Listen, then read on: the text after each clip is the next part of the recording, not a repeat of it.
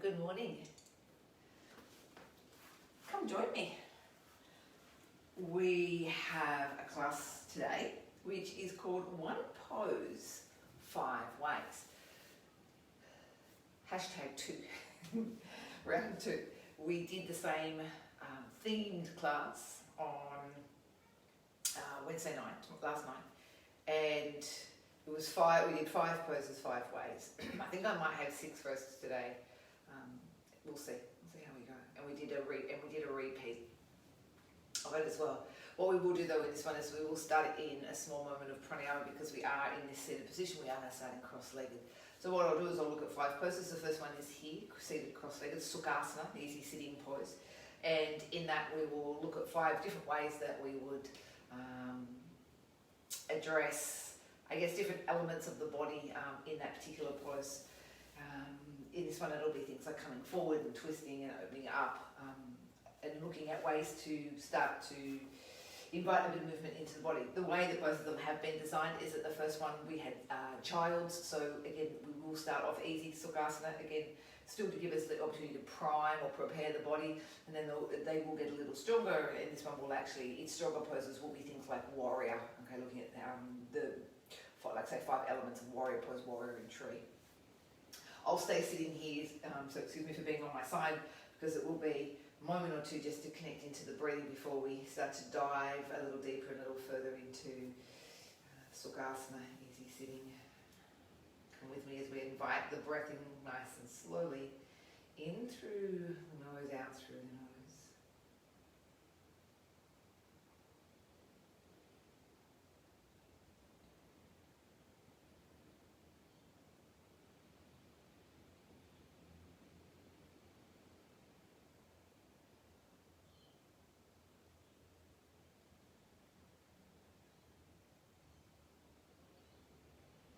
Slow, smooth, even and steady.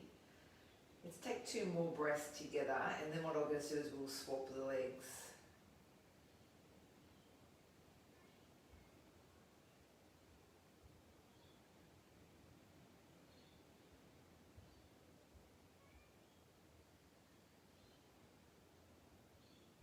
Keep the breath and the rhythm going. Change the legs.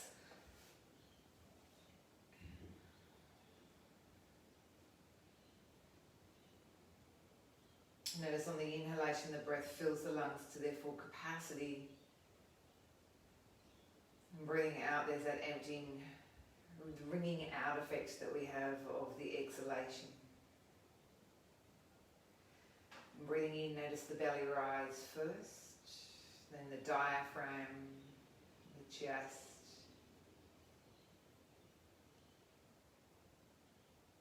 And breathing out, the belly draws back in. Diaphragm lifts back up, chest shrinks or deflates. 2 more again here.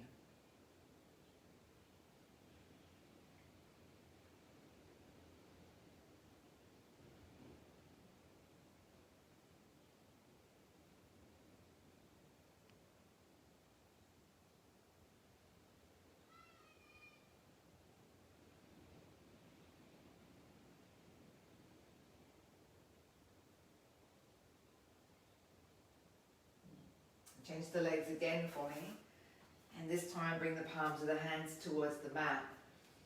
At the hips hinge, so feel as though there's a crease line right across the top of the hip bones as we come forward here. Relax the head between the arms. So we're mindful in this that the fold is in the lumbar, the lower part of the back here, as opposed to rounding the back. So we go as far as we can, still with a long spine. That way we then offer a little bit of stretch into the lower part of the back here as well.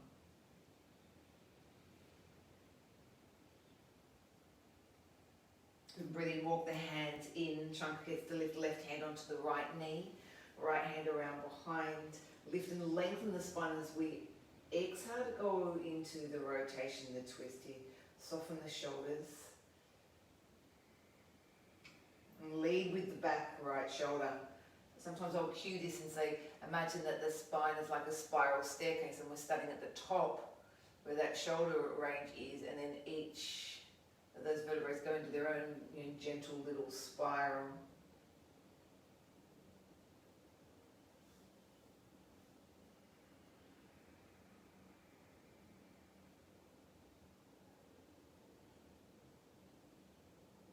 Keeping hold of the knee, breathe in, come out of the spiral, the right arm extends up towards the end. And now we go into that lateral flexion, that side bend. We actively keep the right knee down as we slide that right arm nice and close into the ear, lengthen through the fingers, but anchor down through the right sit bone.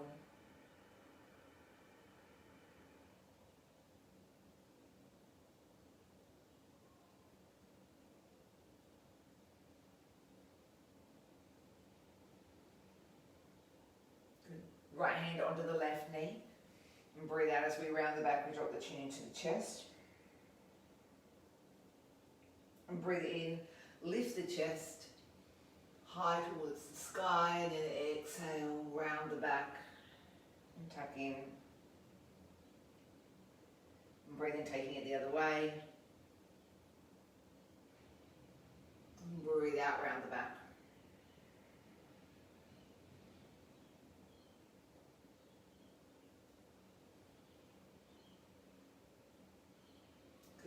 Last one, breathe out.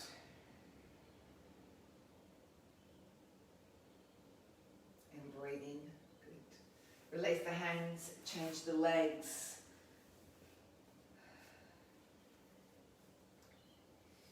Fingertips to floor, exhale, fold forward.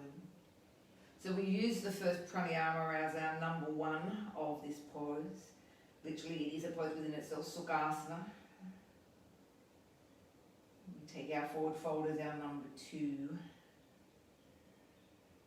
We change the legs obviously so that we identify that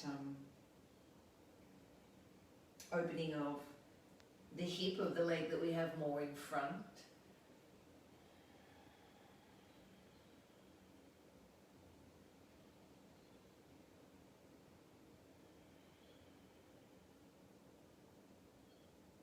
Breathe in, walk the hands in. For the trunk to lift and elevate. The right hand now onto the left knee and the left hand behind. Soften the shoulders first. Think of that spiral staircase. Left shoulder leading us and it coming around slowly. There is a tendency to sit back into the sit bones in this pose. So see how you go at being quite upright, right on the crest, shall I say, of the sit bones.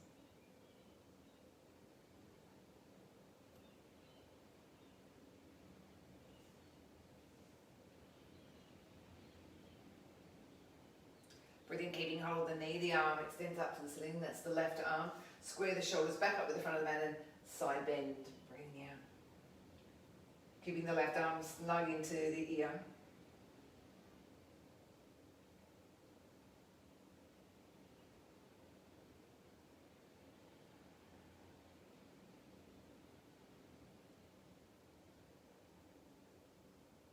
Breathe in as we draw back up, leave this left hand onto the right knee. As we move into cat, exhale. Inhale, cow. And again, exhale, cat. Breathe in. Extend and arch that back. Breathe out. Breathing in. And our last one, breathing out. Breathing in. Square everything up, release the hold of the legs. I'm coming to half pigeon for me here. Feel free anywhere in our practice today to access your blocks. They are there to assist and to give us what I call honest and authentic in our pose, which means in this instance the shin bone, the left shin bone is square with the front of the mat, so too is the back right thigh. Use your fingertips to align your shoulders. You can see how that they perhaps want to go a little more towards the right. So keep swinging them around And then as you do, imagine that you can roll your right bottom cheek back towards your mat, roll your right hip backwards. You could, if you feel then you've squared up, you could still leave your left hand balancing on your left knee to encourage this knee, because as you can see, this is pigeon here, this first part. So we're opening up this hip, this left hip.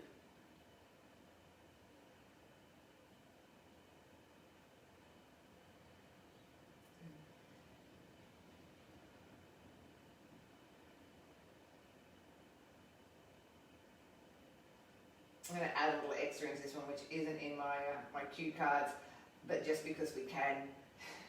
See if we can get this back leg, which is this back right shin, to lift away from the floor. So you may need to slightly tip forward. We're not going to go to this point to pigeon, but a slight angle on the back line. And lift that back heel off. Yep, not with your hand, but with the strength of your deeper glute muscles. And then lower it down. Stay here and lift it and hold it. And lower it down. Good. And one more lift and hold it. See if we can hold it here for a few breaths. Not holding the breath, but holding the elevation of the leg here.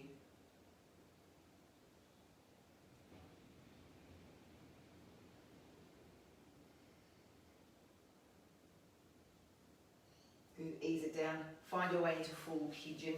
That leg needs to anchor out back here. Again, if we need some support, bring the block underneath the left hip.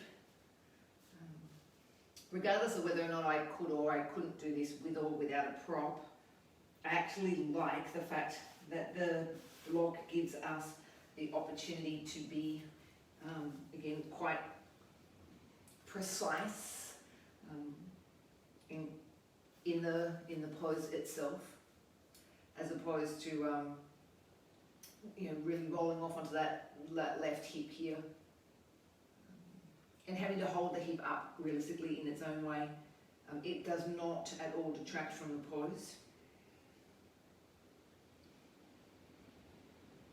Take the toes on the back foot, back leg, and walk it across towards the left a little more. Keep realigning this left hip, ensuring that that ankle doesn't slide down in the thigh and that the left hip doesn't drop lower than the right hip. Okay, and that's why the block is really helpful, because it gives us this little benchmark to be able to work with.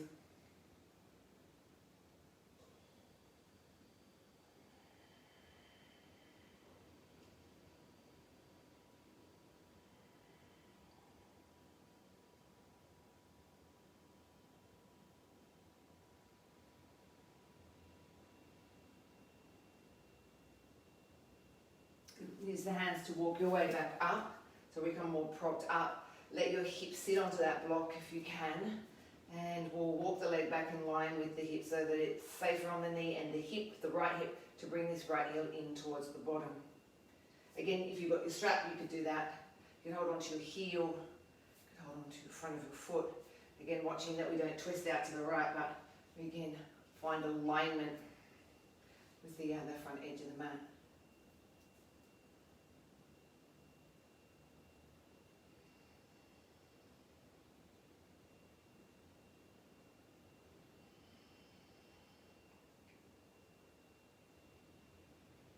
Letting go of the right leg, perhaps slipping that block out from underneath the left.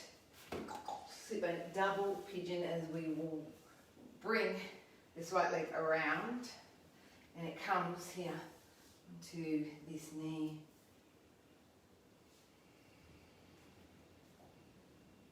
Or, shall I say, onto that block that we had underneath the left hip. Again, what gives us the accuracy of the pose, the integrity of the pose. Now we've switched most of the stretch from the left, maybe a little bit more over to the right. We could weight it down even with the left hand. But we'll probably still feel something going on here because this left hip is still rolling outwards as it would in its pigeon pose. And in fact, this right foot is encouraging it to stay down. So it has two purposes. to anchor it down, but to also open up the right hip, prepare the right hip as well.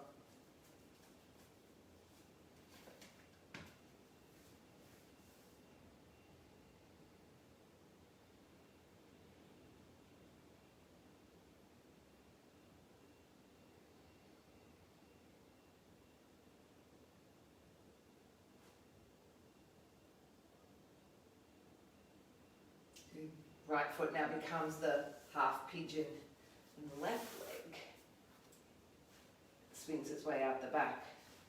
Again, checking in. This is where your mats are so handy, is that you can actually see how you're going to line this left shin with that long left edge of the mat and screwing around. I have even seen this one in the studio, but I know I have seen them before, where someone's designed a mat almost very mathematically minded, with that line down the centre. And I think I've even seen them with a little line across the top here, sort of 3/4 of the way up and 3/4 way out the back. So it gives you all your quadrants where you can step through into for your warriors, where your feet would be, so say if you're in triangle. Quite a smart idea.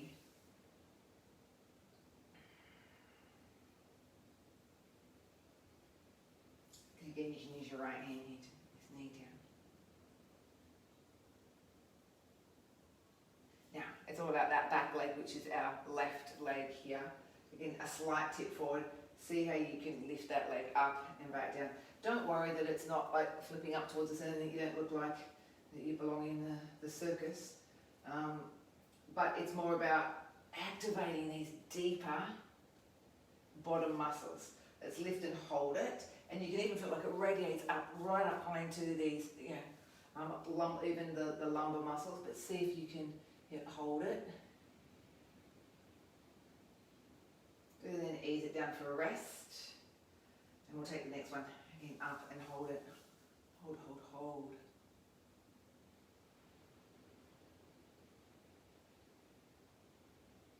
You see, even mine saying to shake, it's saying to fatigue. So it keeps it lifted. Oh, and down. Oh, full pigeon. Let's go. Left leg out back. I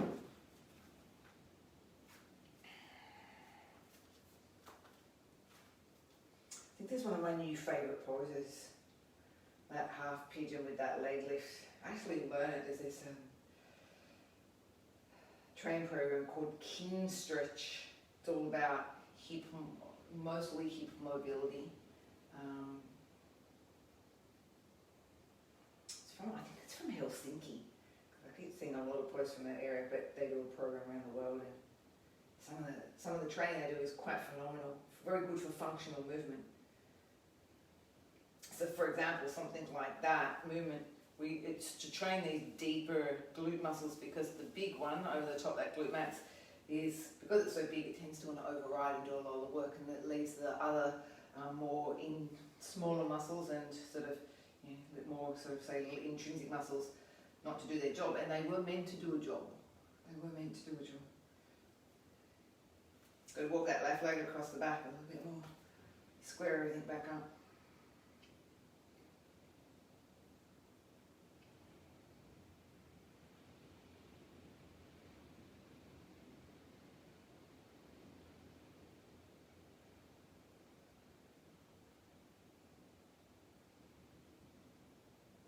Good. Now, when you are ready, can we bring it back in line with the hip, heel to bottom, grab that foot, square those hips around.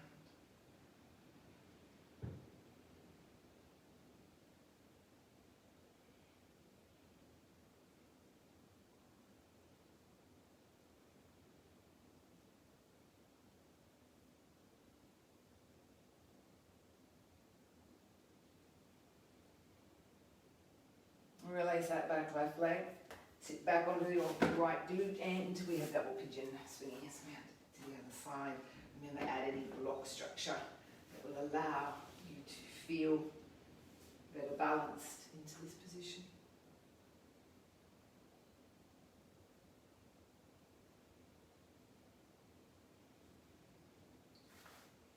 And be right up onto the tips or the crests of the sit bones.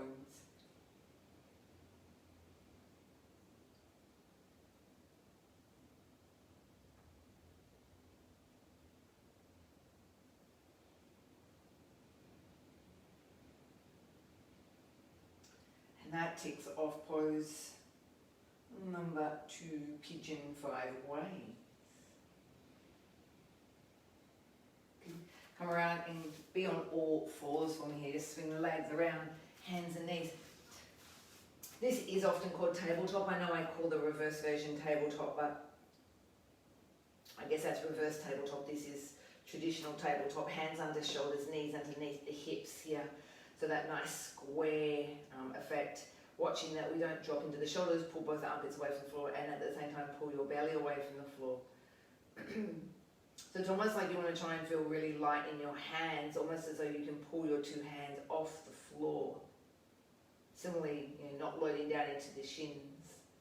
And when you're ready, tabletop goes to the opposite arm and the opposite leg, where it's one hand or one leg in one corner of the table and the other leg. And in order to keep it balanced, we have to draw up and pull into our core, our belly, and not let the middle of the table sink and collapse. So the structure of the tabletop is really important in order to keep it stable. Breathe out with the right elbow in towards the ribs as the left knee pulls towards the left wrist. Hold it here.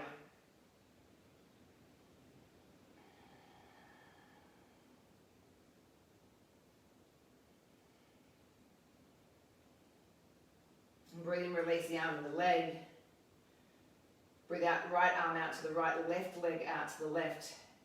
And now the 2 extremities pull apart from this center line as mid-line. Then ready to hold.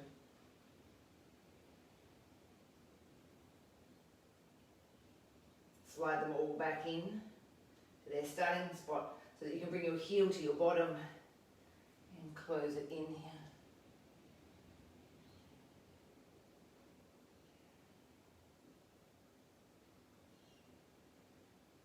And number 5, release back out to where they were, the opposites. But now hover the hand over the floor line and the toes over the floor.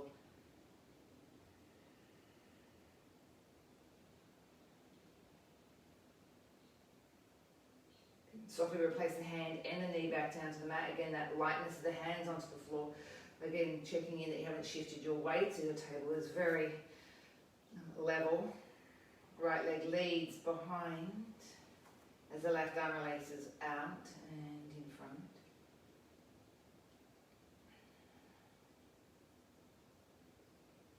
Pull both in without any movement in the trunk, just the arm and the leg.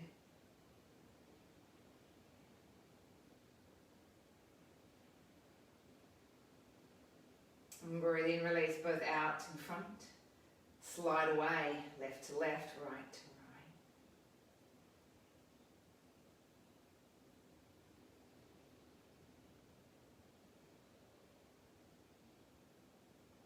Slide back in and draw your heel to your bottom as we take number 4 version.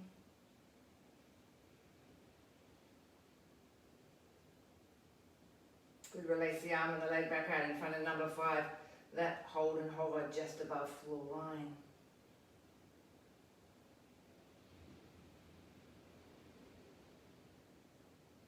Bring the hands and the knees back onto the mat, turn the toes under for down facing dog. Inhale, left leg leads behind. We're going to come into a series of 5 warriors, knee to chest, step forward to the front part of the mat. Again, use your hands if you need to. Anchor through this left foot, press through the left leg. And come into warrior number 1 for me here. So you can just align if you need to. That back heel is up at this point in time with what we call lunge warrior 1. But when you're ready, slide the back foot down so it stays in to warrior 1, but with that planted foot. Okay. This means a little bit more effort of trying to bring this right hip around. Again, modify arms if they're not happy being high. Again, checking in on the shoulders and that pulling that right hip forward. Good, here goes number 2. Split the arms. 1, reaching forward, one reaching back. This is our second version.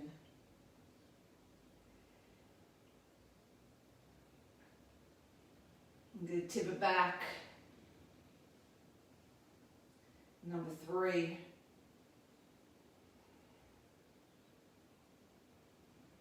Good, humble warrior, number 4.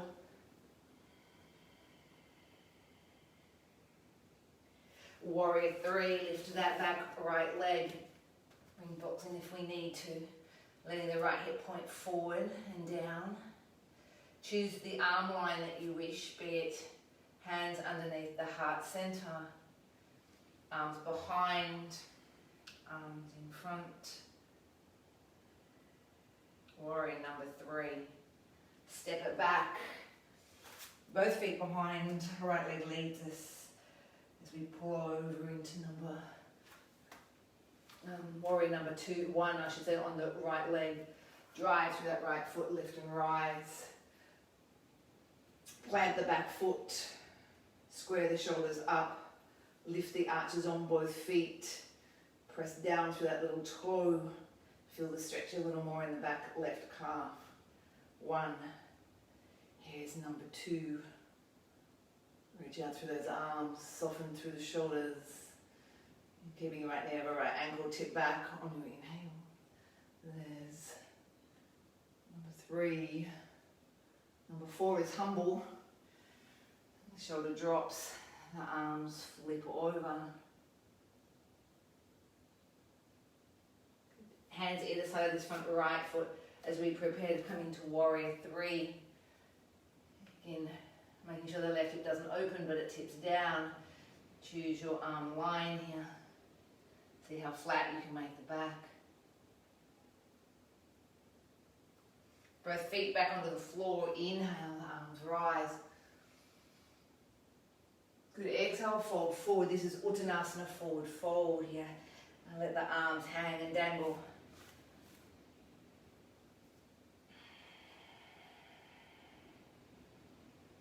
Good, and as we say here, the head gets to nod forward and back.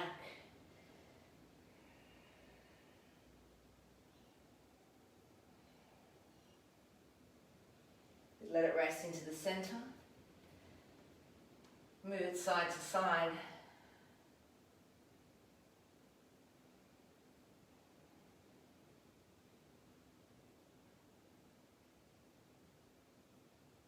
Left to right.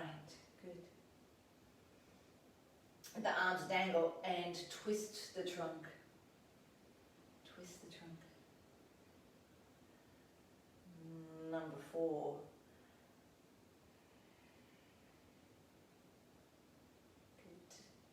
Rest, bend the knees and take the hands around behind the backs of the legs for that last version of Uttanasana. Hold onto the legs, use the hands to draw the trunk and the legs in a little closer here. Forward into the thighs.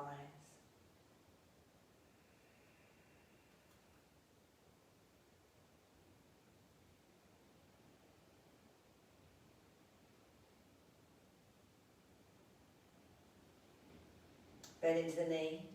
Anchor through the feet, inhale, press, and allow the arms to rise with you. And breathe out, bring the hands slowly into the heart center. Take a moment just to rest into standing Tadasana now. A couple of small, slow, steady breaths.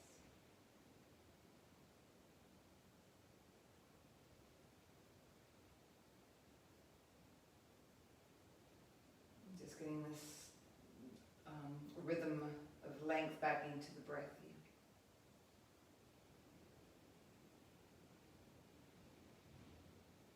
Good. One more breath together.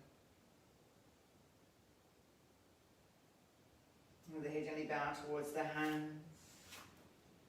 Here we get to close our practice. We honour the divine light in you, divine light in me. Namaste. 1, 2, 3, 5 poses, 5 ways. Yes, good job. Alrighty, happy Thursday. Go and enjoy another another magic day. We must be doing something right, hey?